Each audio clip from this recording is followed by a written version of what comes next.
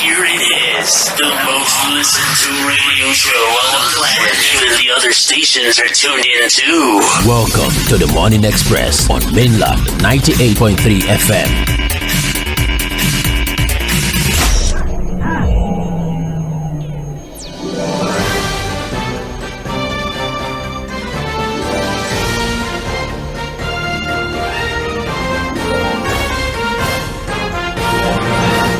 Everyone, welcome to another bright Monday morning on Mainland 98.3 FM, the sound of Lagos. It is the Morning Express. We begin conversation from 5 a.m. all the way to 11 a.m. with different opportunities for us to discuss issues as they arise. This morning, we're about to get straight into the reports that have made it to the front pages of our dailies, and that's why we call this part of the Morning Express Trends in the Papers. We're here to serve you with the most talked about scenarios, especially, like I said before, as reported in the news. So we're basically going to pull back the curtain on a fresh week.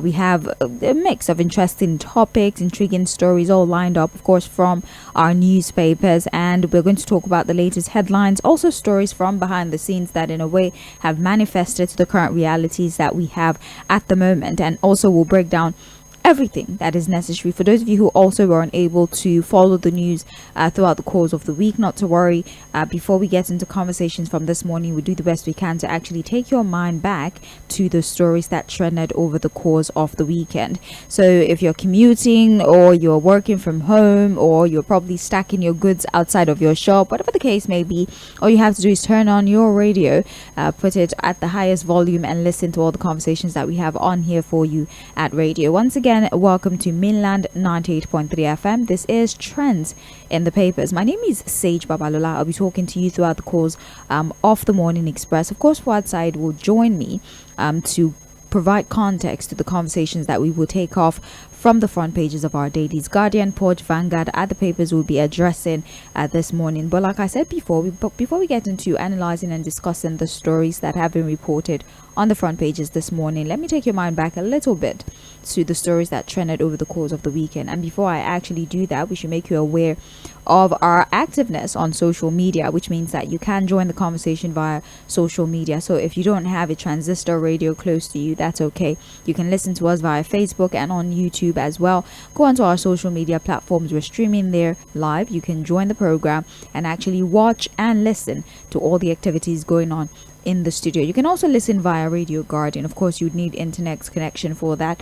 Listen via Radio Garden. You can either download the Radio Garden app, which makes it quite easy to find the station, or you could use the website, which means you have to go to your browser, put in Radio Garden, and then you can search for Mainland 98.3 FM. But we do advise that you download the app. It's much easier. You just go to the search bar, put in Mainland 98.3 FM, and you're immediately connected with us. You can also listen via the website, yes, at www.mainlandfm.com. You can listen via the website as well, and even familiarize yourself with the programs and also all of the presenters that we have on the station. Those are the multiple ways through which you can actually connect with us. So if you cannot listen directly, use social media. If you cannot use social media, use Radio Garden. If not, listen via the website. So let's get into the stories that trended over the course of the weekend. But I'd like to bring Fouad on board for that, because there are a number of stories that we should most certainly comment on. These are very important stories that we cannot just slide through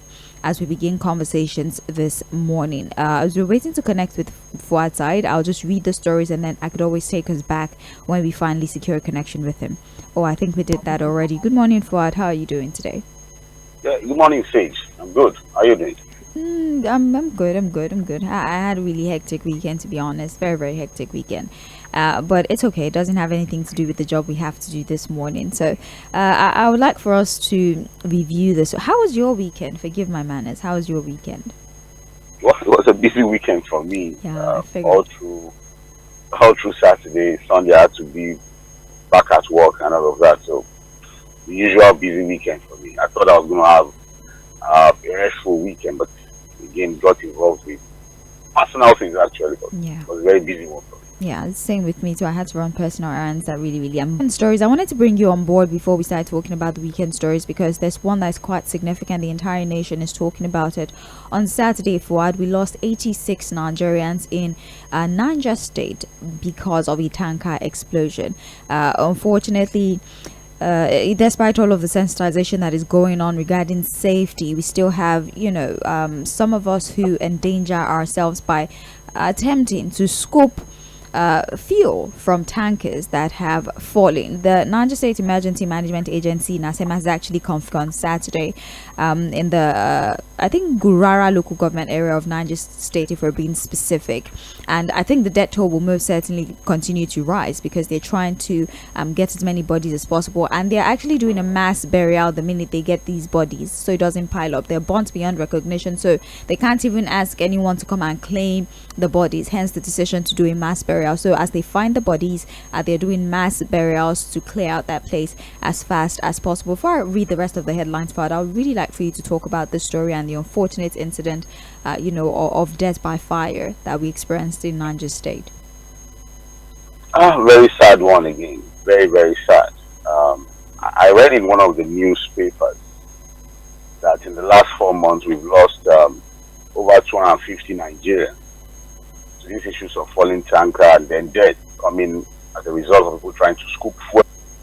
Cases of deaths happening as a result of avoidable things like tankers falling off, people trying to scoop fuel, they are caught in between fire accidents and then losing their lives. In fact, in this last one, it was also said that there are people who were trying to rescue some of these victims who were also killed in the inferno, which is very, very unfortunate.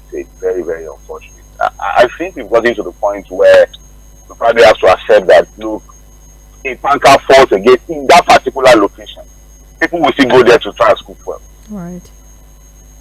You don't understand what I'm saying? Yeah. That for me, I think I've come to the conclusion that no matter the sensitization you do, if it happens again in that same place that this death happened, people will still go there.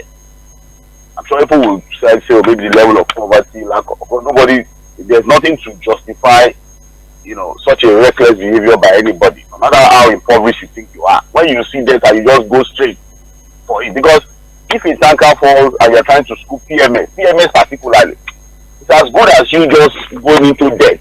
It's starting, when death is starting and you're just going for it. If you understand what I'm saying. Yeah.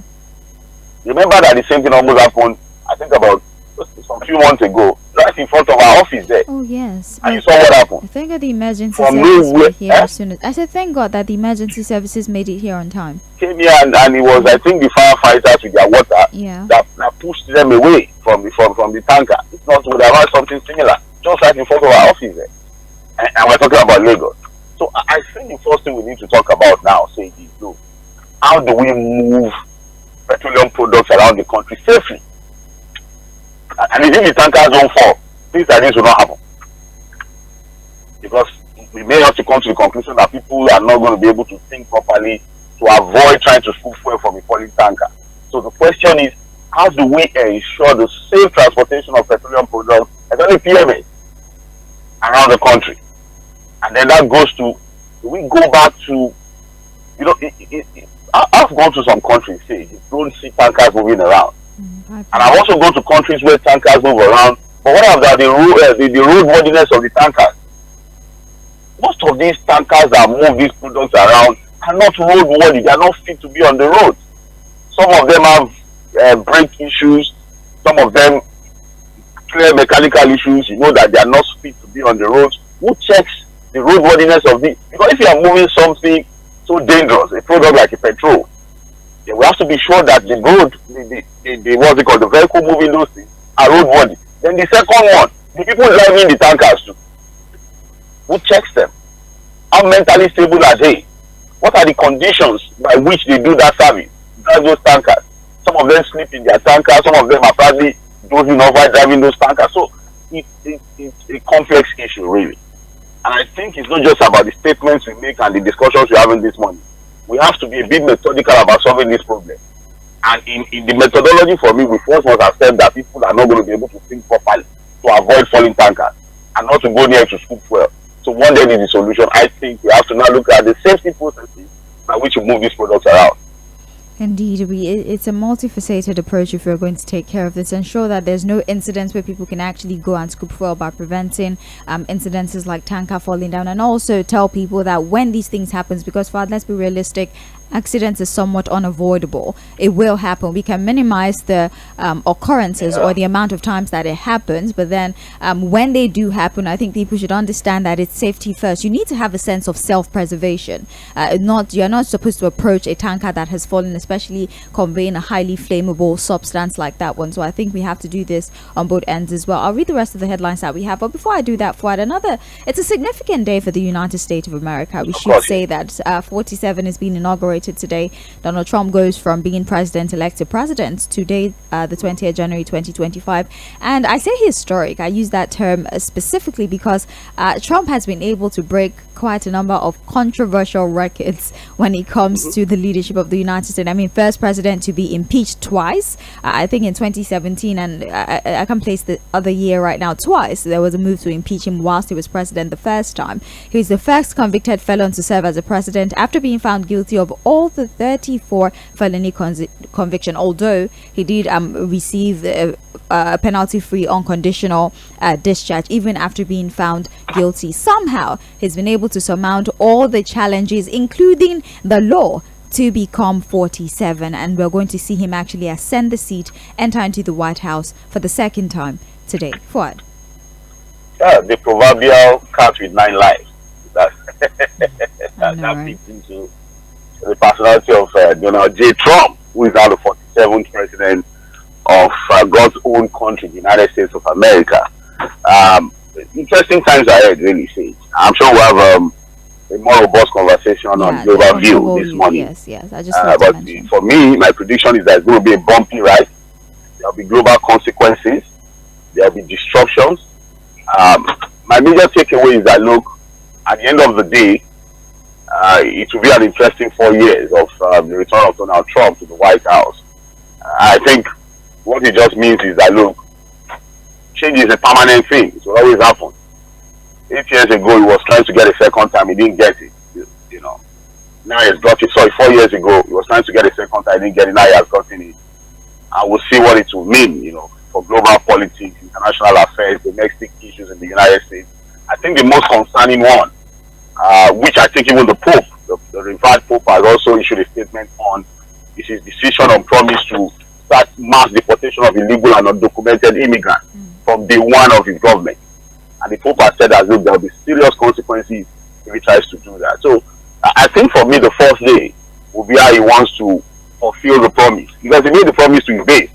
From day one of my administration as the 47th president of the United States, I'm going to start mass deportation of illegal immigrants. I would like to see how he's able to do all of that. But again, on global view, we'll have a more robust conversation. Right. Let's read the rest of the headlines that we have for you, or stories that were reported over the course of the weekend. The Punch newspaper tells us petrol price hike, queues resurface at filling station. Lagos Assembly, stop playing God, or Basa loyalists tell Assembly. Also on the Punch, or the front cover of the Punch over the weekend, Nigeria electricity export hit $122 million amid persistent power outage. EFCC condemns killing of officer, vows justice.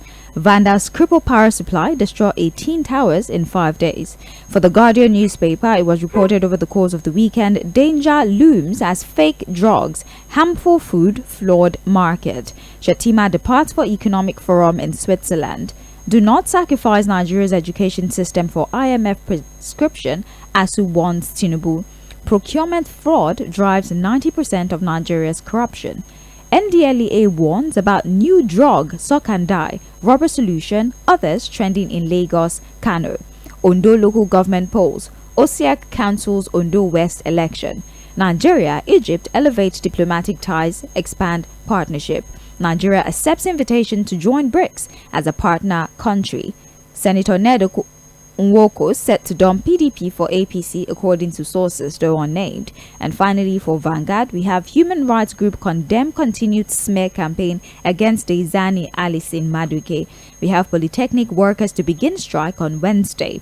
Also in Vanguard, I don't want Britain to be like Nigeria, where the government destroys lives, says Kemi Badenoch. Lagos shut down school as pupil 2 dies in swimming pool. Nnamdi Kanu petitions NJC, accuses Justice Nyako of bias. And finally, speak true to power without antagonizing the government. Vice President Shettima tells media firms. These are some of the stories that were reported over the weekend, and now we're about to get straight into the stories for this morning. You're still listening to Trends in the Papers on Mainland 98.3 FM. My name is Sage Babalola. I do have Fuad Side online, and we're about to start talking about these stories and providing analysis. Don't forget that we're live on Facebook and on YouTube. We're streaming. You can join us. You can also listen via Radio Guardian or via the station's official website, www.mainlandfm.com. Now, straight to the stories. Let's kick off things with the Guardian newspaper.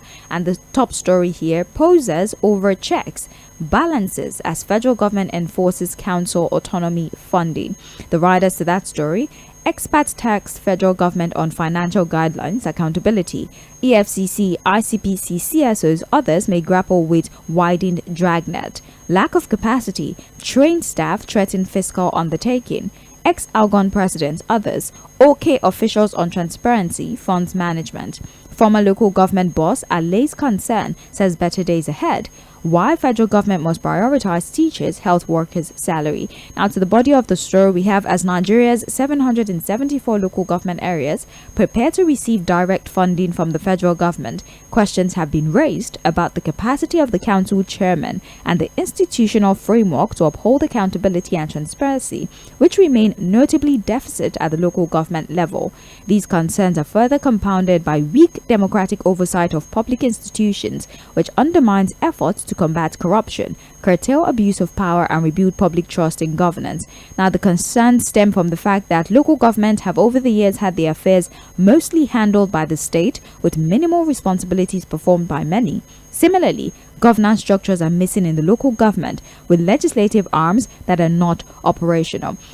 For the sake of time management, Fuad, soon enough we would see local government begin to receive their funding directly, of course, as the House is looking to adjust the constitution to take away the power of financial oversight from the governors and allow the local government to be able to operate as an entity of their own. But there are concerns, giving them freedom. With freedom comes greater responsibility. There are concerns that the local government chairmen have not necessarily been able to prove themselves worthy of said freedom, because once upon a time local government did have some level of freedom and they owed salaries for almost 4 years. There was hardly any development in the grassroots. So there is no antecedent that sort of supports the fact that local governments are responsible enough to handle this new change, especially now that they're going to be getting money directly. So although, the local government, government chairman, for example, are saying you have no reason to fear. We know what we need to do. We have the capacity to do what we need to do. Fuad, do you think that these concerns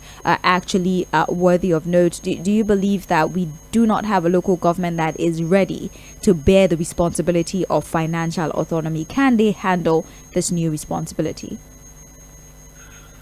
My mind tells me that, look, it's still going to be same of the old thing. And I'll tell you why. For the local government chairman, I think there's no reason to fear. There's a lot to fear about. In fact, we have to have more fears now, because now there's more money that will be available for the local governments across the country. We have 774 of them to play with. Now, this is the fear. And if you remember, consistently, we've had this same conversation around the fact that, look, before we begin to talk about financial autonomy for our 774 local governments across the country, was it not better for us to talk about a more transparent, efficient electoral system that will produce people that will be able to properly manage the resources of the people that is available to them, to better the lives of the people? If we are not careful, say it. What we are saying is that, the 36 governors of the country are basically hijacking the funds that belongs to local government. Well, let's create a 774 structure that can receive money directly without it being interfered with or tampered with at the state level. Now, what have we created at the local government level? We've also created people that went through a fraudulent electoral system to emerge as local government chairmen of the different local governments. Look, in Ondo State, for example, just over this weekend, they conducted their own local government. And what did have local government election? And what happened? The governor had chosen caretaker chairman to run the 18 local governments in Ondo State. And so what he did when this election was coming was to basically restructure the entire system, and I think he retained about 15 caretaker chairmen he had appointed. All the 15 have now been returned, see, as elected local government chairman. So you ask yourself, what has changed, for example, in Ondo State? What will change, for example, in Rivers State? What will change in Oyo State? That basically now has local governments that are occupied by indirectly appointed chairmen of the governors. Yes, they went to an electoral system. What kind of electoral system produces local government chairman to start with? And look, you can't silently be doing this whole thing the same way and expect a different result, if you understand what I'm saying. Yeah. Yes, we now have a Supreme Court judgment that has forced the governors to conduct elections to ensure that it's only elected people that run our local government. But what kind of elections did they conduct? And what kind of people have we produced as chairman of this local government? So the question is, with more money available to them, would it necessarily change anything? That's the question. I remember when this whole conversation around local government financial autonomy started. The deputy senate president, Jᴏɪᴜ Barao, said look, he wasn't going to get interested in any attempt, to begin to talk about giving money directly to the local government until we reform the electoral process that produces people at the local government level. So I'm not wait to see how it goes. At least most likely by the end of this month, for the first time they'll be getting their money directly. That's the feelings we are getting. I think all of the issues, bottlenecks are being resolved by the Ministry of Finance. But the question is, can we be hopeful? Who are the people that have been elected across these 774 local governments? Do they have the character, the integrity, the personality, the resourcefulness, the thinking capacity to be able to deploy these resources to better the lives of the people? Then what kind of alliance do they have with the governors who have ensured that they were all returned or elected as local government chairman? A lot of the governors have talked about homegrown solutions. Yes. What kind of homegrown solution are we going to be seeing with allocation of funds to local government? In Lagos State, for example, they are still insisting that look, elections will be conducted in 20 local governments and the 37 LCDAs. So what it means is that Lagos is still intended or retaining the legal structure of 37 local LCDAs, because what the constitution knows is only 20 local governments. So the question and the ultimate question is this: how would Lagos State, for example, be funding the 37 LCDAs? What kind of local arrangements are they trying to make to fund the 37 LCDAs? So 20 will collect and then share to 37. And so in between, who checks if there's going to be corruption or not?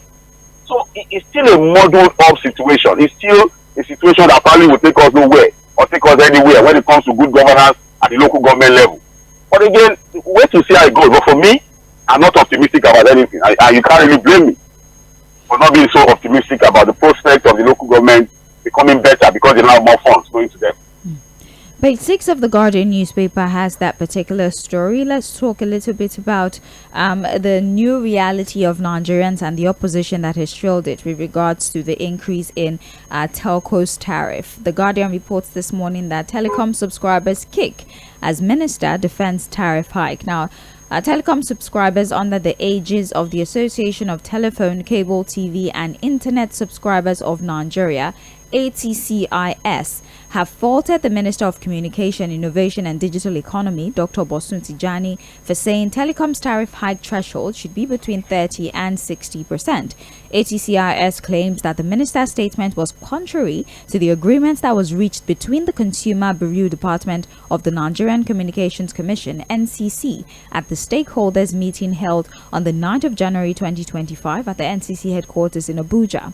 ATCIS, in a statement signed by the national chairman Shina Bilesomi and made available to newsmen yesterday, said the body was established to advance the right of telephone, cable, TV and internet subscribers in Nigeria. He stressed that the minister has no power to fix prices in a liberalized market. He also said tariff hike was not one of the issues agreed on with the regulator in Abuja, wondering why the minister was so interested in hiking tariffs to the detriment of struggling Nigerians that is still reeling under the impact of economic reform. So, Fuad, here we go again, the back and forth with regards to the tariff hike for telecoms. Now, the telecoms operators themselves had insisted on 100% increase when it comes to tariff. But Bosun Tijani, for example, the Minister for Digital Economy, amongst other things, has said that, well, that's unfair.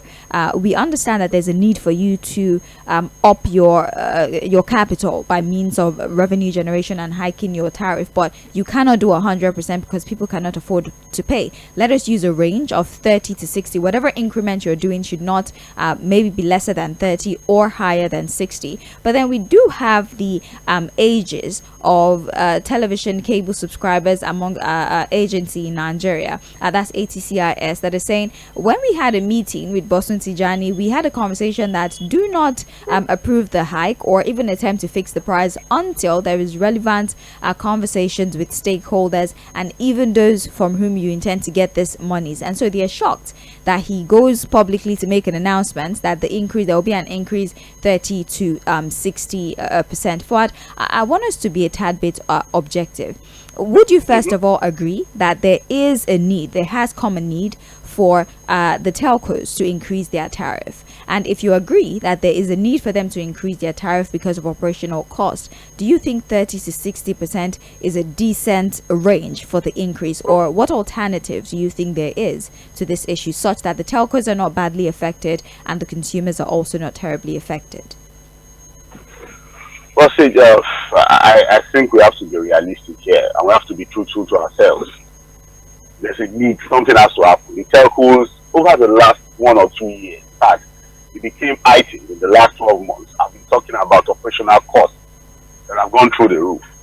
I don't think it's only the telcos that complain about difficulties in running their operations because of rising cost of energy, and all of the other factors that have led to, this level of inflationary trend we're seeing. So it would be wrong to begin to think that the telcos don't have any justifiable reason to want to increase their tariff, whereas other sectors have done the same thing. See, in fact, there are sectors that have done more than 200% hike in price of their services, cost of their services. At least we have the one that is probably the most useless when it comes to service delivery has done it, justifiably so, by the support of the government. I'm talking about the power sector. Yeah, I think everybody got that. Because if there's going to be a sector that is probably the most useless in terms of service delivery, it has to be the power sector in the country. And it's done it. And despite the increase in tariff, the service delivery cannot be said to have been, improved to a point where we can say, oh, okay, at least with more revenue for them, there's a better service delivery. But look, I think that, we just have to be realistic. Yes, I know the association. I never knew there's even an association on my behalf because I'm a telco service subscriber. So I don't know that there's even a chairman somewhere. There's a group talking on our behalf, that being formed on our behalf, negotiating for us. So, but I understand that, for sake of, protecting the interest of telco service subscribers, they would normally want to pick that kind of position to say, oh no. But the question is this: do we want disruptions in telecom services across the country? Because what the telcos are saying is that if they don't do this, they have to shut down their operations. They can't continue to run their operations because they check the books and the accounts are not just balancing for them. They're probably running on loss. And we know this thing. We know that this is going to happen. As we're speaking again, price of petrol has gone up. See? Yes. Price of petrol has gone up. And with the price of petrol up, you know that everything will go up again. Public transportation will go up. Price of food will go up. Price of services will go up. So why are we thinking that the telcos do not have the right to also increase their tariff? The question is, what increment would be fair? What amount of increment would be considered fair enough? The minister has said between 30 to 60%. We can begin to argue that. But to think that they don't deserve to increase the tariff for their services would mean that we're just living in fool's paradise. It's just what it is. This was bound to happen. Other sectors have done the same thing. The telcos too at some point will have to do it. Because Bosun Tijani thinks that... discuss fairness here, Sage, when I don't have information about their books. Those data. That's why I talk about 30 to 60%. As an analyst already, I can't just sit back here and pick a particular point and say this is what is supposed to be considered fair. What I've just said is that, look, whether we like it or not, these increments in tariff for telcos have to happen, and then we can now begin to look at what is fair or what is not fair. I don't have the figures. I can't pick a position on that here. All right then. Well, like I said, that association is not at all agree with 30 to 60%. They Maybe think they have the figure. Nigerians cannot afford to pay that. Well, speaking on the increase in the price of PMS, Dangote have actually explained why PMX ex-depot price has been adjusted. The Guardian does have the story. MRS at Dover, Hayden, they're selling at around 970 naira to a litre. They were selling for 8.99, a few weeks ago, but as a result of the increase in crude oil prices, I believe it's around $82 now. We went from $70 per barrel to $82 per barrel, and since we're saying that we're operating in a free market, so to speak, so market forces determines the pump price of PMS. And Dangote actually put out a statement explaining that they've actually decided to bear 50% of the loss, meaning that that price that they're buying at 970 is because they've decided to shoulder some of the responsibility of keeping the price as minimal as possible, because if we do the on the location they're supplying to, but Dangote is saying that to buy at 970 naira per litre. Fuad, what do you think about this? Kudos to Dangote, or you think that 970 is still nothing worthy of celebration? Celebrate. Anything in that region is not anything to celebrate. So people who buy fuel will tell you, because of transportation for people who commute every day to their place of work and back home, will tell you that look, you can't be celebrating things like this. He's saying it would have been 1,500.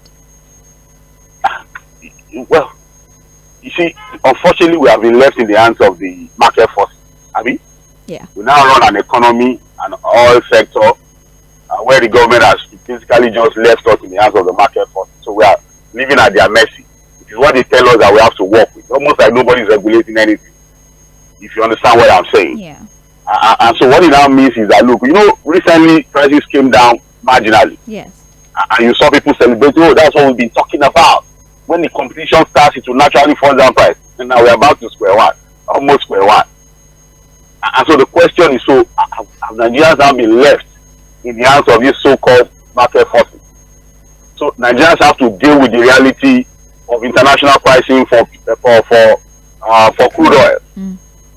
You understand what I'm saying? Yes, for international pricing for crude oil, if you understand what I'm saying.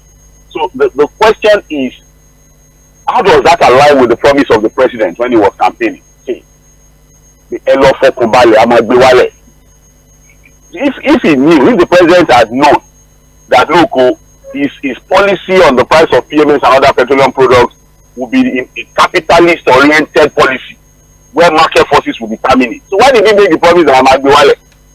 Because that promise in itself is indicative of the possibility of him intervening in terms of price control, subsidies, and what have you.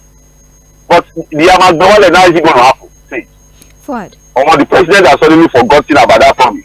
Yes. Yes, I really want us to take this particular story. It's still somewhat related. It says a major factor too. A major factor actually. Yes, so there's a conversation around the fact that our inflation is largely tied to our very unhealthy relationship when it comes to forex, as opposed to the belief that, for example, the removal of fuel subsidy is why we continue to record high inflation figures. But there's a new conversation that's happening. For example, Taiwo Oyedele, the chairman, Presidential Committee on Fiscal Policy and Tax Reforms, who's saying that our problem is not removal of fuel subsidy or whatever you might think it is actually the unhealthy relationship that we have with forex. But don't take my word for it. If you'd be willing to give us a few minutes, let's listen to what he actually said. We can have a conversation about this and then talk about market forces and all the many things that influences our inflation and also at the cost of commodity in Nigeria. So just stick around, listen to Taiwo Oyedele very briefly for a round off with his analysis, and then we'll move on to other stories. Don't go anywhere. 90% of our economic problem, as we can see them, are tied to FX. So people think it's fuel subsidy removal. No, it is not. The fuel subsidy removal is very marginal impact. I looked at the exchange rate of South Africa 10 years ago, the exchange rate of Kenya 10 years ago, and the exchange rate of our dear country Nigeria 10 years ago. I looked at their imports to GDP, exports to GDP, and the nets for the past 10 years. Guess what? Nigeria was not doing worse than South Africa or Kenya. And if Nigerian naira had maintained the same level of stability as Kenya shillings or South African rand, do you know that naira today will be about 260 naira to the dollar? Don't do any magic, just the same level with your peers, who's there. But why is it? Imagine if naira were to be 260 to the dollar today. Even PMS itself, it will respect itself, it will be around 200 and something. Band A, nobody will complain about Band A. Inflation will not be 34%, right? So why is it that naira is 1,500 and something? You know what I found out? My brother answered part of the question, but that is the official part. The official part is level of supply and demand. I just told you now that our supply and demand is no worse than Kenya and South Africa, right? People will say Nigeria is heavily import dependent. It's a lie. Import to GDP is under 20%. Most countries, including Africa, they have, even China that is producing for the world, it's more than that. I'll tell you the biggest problem. And we need to be honest with ourselves. Nigeria's biggest problem with FX is not the supply of FX. It is the illicit demand for FX. If I want to be politically correct, I'll say discretionary demand for FX. This discretionary demand is both in the public sector and in the private sector. I'll tell you, in the public sector, there are people who control our resources, and they feel it's first and foremost their own money.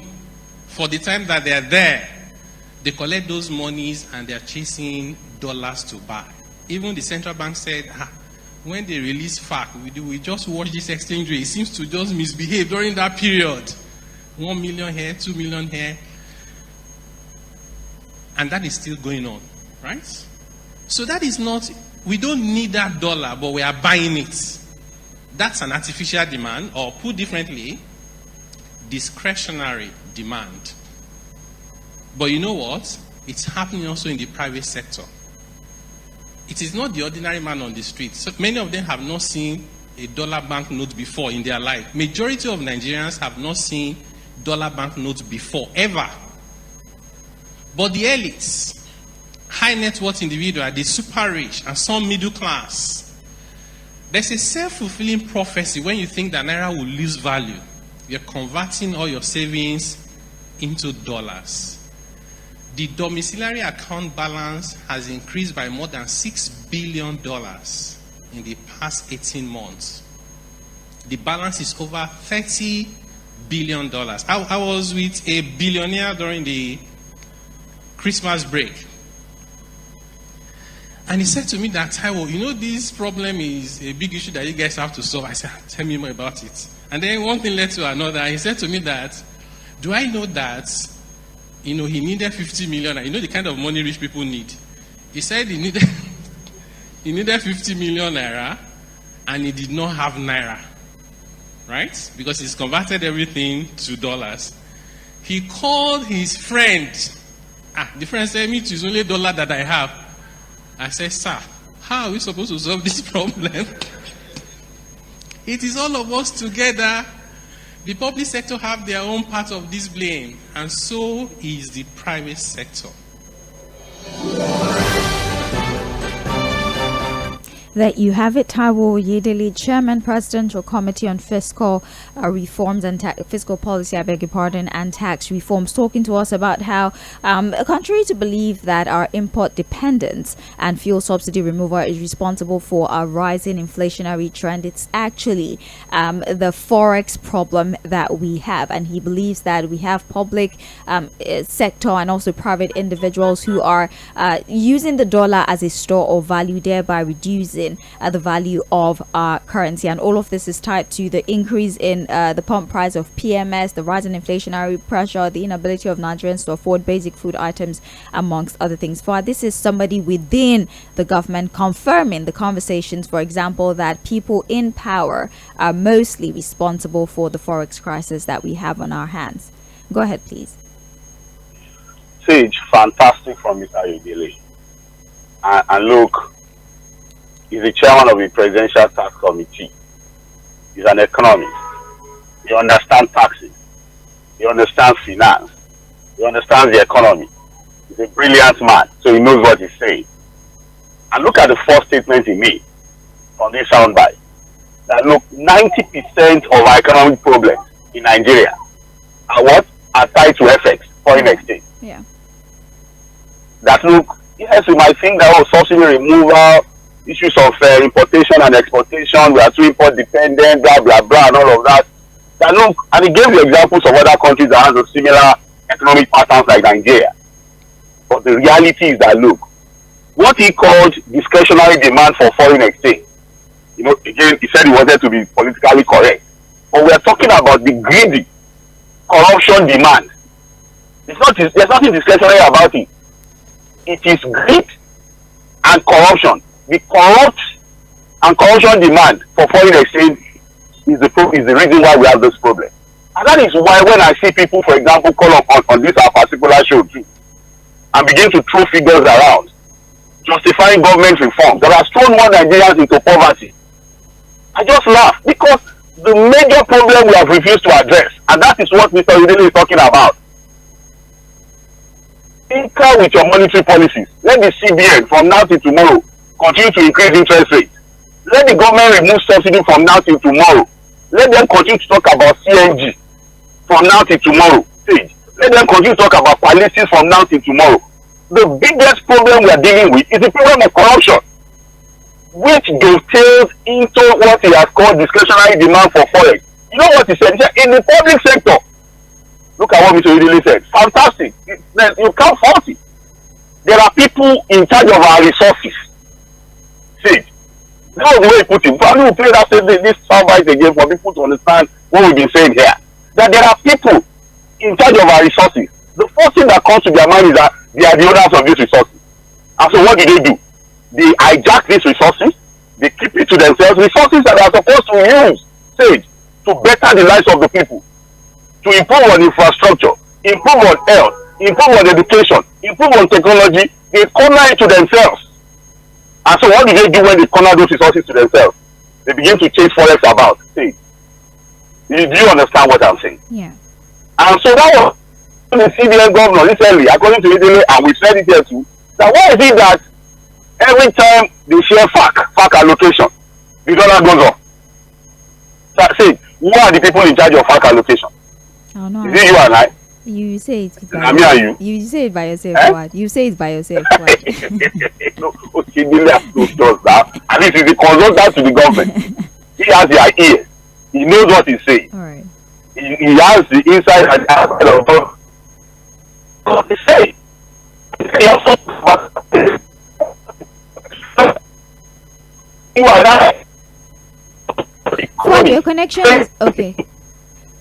Oh, Ford, I think we need to connect with you again. I don't know, maybe you're in an area with very poor reception. Please, we apologize for that, although we're very slowly coming to the end of this segment of the Morning Express. But this is the Trends in the Papers on Mainland 98.3 FM. We're having a conversation around, the speech that was given by Taiwo Oyedele, who says that we have quite a number of issues, and it's mostly tied to Forex.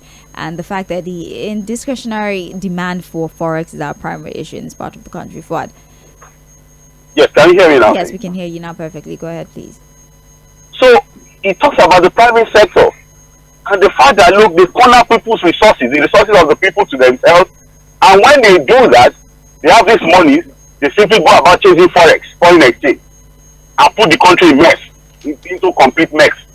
And he also talked about the private sector. The private sector people he's talking about, it's not you and I. And look at what he said. He said, look, almost 80% of Nigerians say have not seen dollars before, what the dollar notes look like. And that's the fact. They don't even know what it looks like. They don't have any business with the dollars. So the private sector people who are also compounding the problem are the friends, cronies, and business associates of the people in the public sector.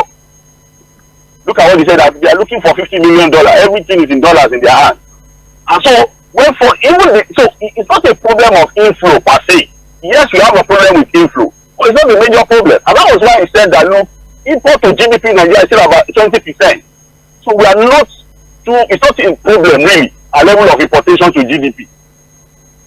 You understand what I'm saying? But what he is saying is that, look, even the little inflow of dollars into the economy, whether through the oil sector, whether through trade, commerce, or what have you, these guys keep going around to mop it up. And so, ordinarily, if we don't have this racketeering going on, this corruption when it comes to forex demand going on, the naira to the dollar will probably be around 200 naira. And like he said, we probably will not be talking about PMS selling in the range of over almost 1,000 naira. We probably will not be talking about everything going up. So everything still goes back stage to the greedy demand for foreign exchange by people in power and their friends and associates in the public sector. So the ultimate question that Mr. Widele did not answer, Sage, is that who is supposed to fix the problem? Do you now see why the reforms of the government is not working? Sage. Because if you come up with these reforms, you've been throwing figures around. IMF has brought all of these wonderful prescriptions for you. Remove subsidy, remove this, remove that. But IMF has not even addressed, I told you to address, the corruption within your system that is making this reform not to work. So as long as we have a situation where there is widespread corruption in the land, government officials stealing money at all levels, from the federal to the local, and everybody stealing money, and then going after forex to mop it up completely. And then they also have other people in the private sector who are their cronies doing the same thing. Do you see that we are just suffering you know what they say, is suffering for suffering's sake? And that's why we are telling the government, this is your aggressive revenue drive. Oh, you want to make more money. You want to make more money. You want to make more money. From the sweat and blood of other Nigerians, hoping that when you make the money, you give it to politicians and people in the public service to go and better the lives of the people. Do you now hear what Mr. Widele say they are doing with the money? They are simply converting the money and storing it in dollars.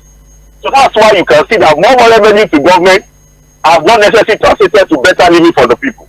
So the question again is that who is supposed to fix the problem? Who is going to bail the cat? So if you link that to what I said earlier about local government too, that look, the fact that you're going to make more money available to the local government directly from the federal fund does not necessarily mean anything will change. Who are the people at the local government level to judiciously use these funds? Do we have the people with the right character, the right mentality? Fuad, we have to. Can we trust them? What electoral process produced them in the first place? We really need to leave. Okay, all right. I'll just read the rest of the headlines. We have less than 20 seconds, actually. The rest of the headlines here. 18 electricity towers damaged in 5 days despite surveillance, vandalism, and why we have poor power supply. That report is on page 8 of the Guardian newspaper. We have procurement, contract fraud account for 90% of Nigeria's corruption cases. On page 9 of the Guardian, we have Yoruba Ronu Ndume, CDWR resists tax reform bills. On page 3, gunmen assassinate cleric during church service in Ogun. That is on page 7. Moving now to the Punch newspaper, we have Labour Party crisis. Obi Oti caretaker panel drags Abure before Supreme Court. On page 42, we have Edo Tribunal. Police tighten security as violence rises. That's on page 2. We have 89,000 Nigerians denied Schengen visa in 2 years, according to report. Catholic Church suspends Delta priest over secret United States wedding is on page 4. And finally, ARIC shareholders tackle AMCOM over 455 billion debt claim. That's what we have for you for this morning. Let's take a quick break. We'll come back for Mainland Focus, where we can actually get your perspective on some of these stories. I'm Sage Babalola. It's Mainland 98.3 FM. Please stick around.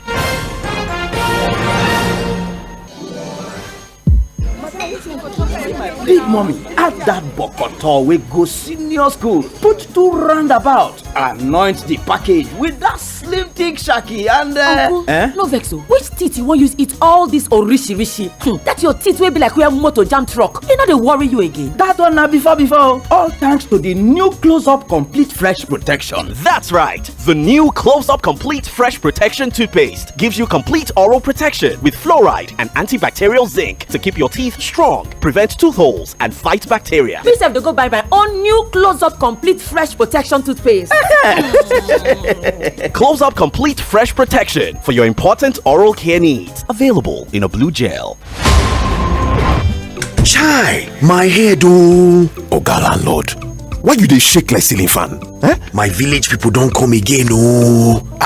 This one with your body hot so, you don't do test? Yes, see result.